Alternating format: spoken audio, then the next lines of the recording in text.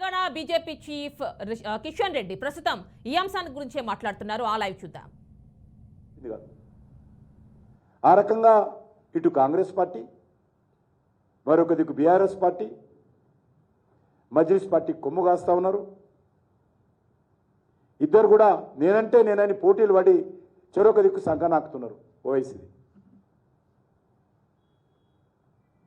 ఇంత దుర్మార్గంగా వ్యవహరిస్తున్నారు.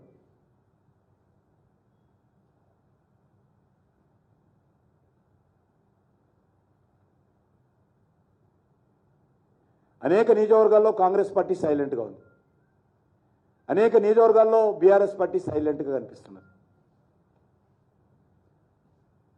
ఈ రెండు పార్టీలు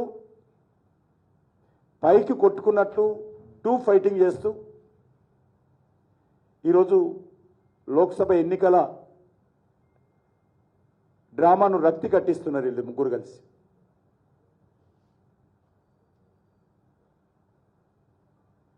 ముఖ్యమంత్రి రేవంత్ రెడ్డి చేసినటువంటి ఆరోపణ అవాస్తవమని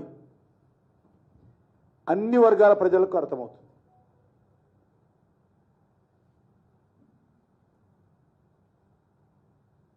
ఒక సీఎం అయి ఉండి ముఖ్యమంత్రి స్థాయిని ఆయన దిగజారుస్తున్నాడు.